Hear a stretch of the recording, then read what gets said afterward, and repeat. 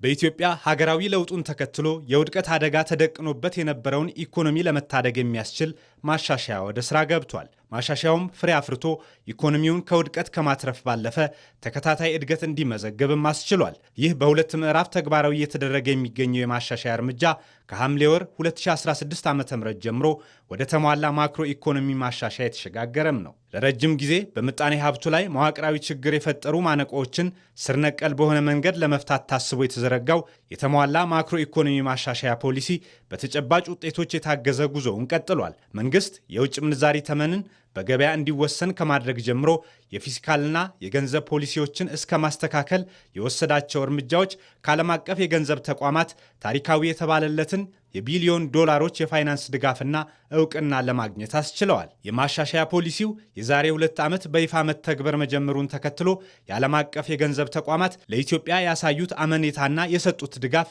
እጅግ ከፍተኛ ነው። የተሟላ ማክሮ ኢኮኖሚ ማሻሻያው በጀመረበት የመጀመሪያው ምዕራፍ ላይ የዓለም የገንዘብ ድርጅት IMF እና የዓለም ባንክ ኢትዮጵያ ለያዘችው የለውጥ ጉዞ ስኬት የሚውል ግዙፍ የፋይናንስ ድጋፍ ማጽደቃቸው ይታወሳል። የዓለም የገንዘብ ድርጅት IMF ለኢትዮጵያ ኢኮኖሚ ማሻሻያ ፕሮግራም ድጋፍ የሚውል የ3.4 ቢሊዮን ዶላር የተራዘመ የብድር ፈንድ አጽድቆም ነበር።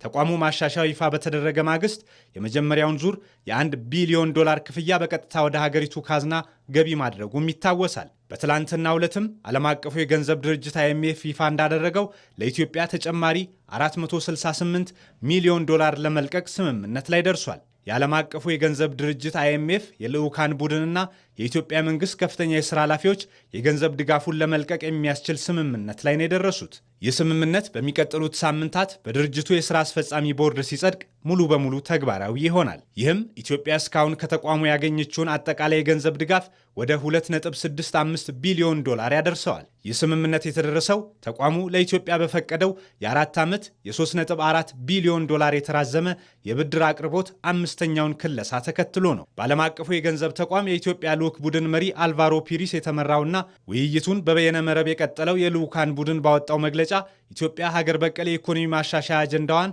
ወደ ተግባር በመቀየር ረገድ ውጤታማ መሆኗን ገልጿል። ማሻሻያው የውጭ ንግድን በማሳደግ የውጭ ምንዛሪ ክምችትን ከፍ በማድረግና የመንግስት ገቢን በከፍተኛ መጠን በማሻሻል እገዛ ማድረጉን እንዲሁም የዋጋ ግሽበትም እንዲቀንስ ማስቻሉን ተቋሙ ባወጣው መግለጫ አብራርቷል። የመካከለኛው ምስራቅ ጦርነት በዓለም አቀፍ ንግድ ላይ እክል መፍጠሩና የነዳጅና ማዳበሪያ ዋጋ እንዲንር ማድረጉ ጫና ቢፈጥርም የኢትዮጵያ ኢኮኖሚ አሁንም ጠንካራ እንቅስቃሴ እያሳየ እንደሚገኝና ያደረሰው ተጽዕኖ መጠነኛ መሆኑን የልዑካን ቡድኑ አረጋግጧል።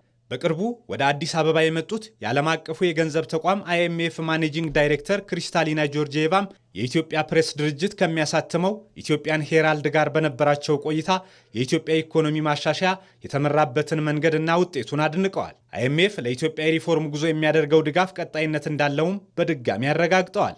የዓለም አቀፉ የገንዘብ ተቋም በቅርቡ ባወጣው ትንበያ ኢትዮጵያ በተያያዘው የፈረንጆቹ ዓመት ከሰሃራ በታች ከፍተኛ የሆነውን የ9.2 በመቶ እድገት እንደምታስመዘግብም ይፋ ማድረጉ ይታወሳል።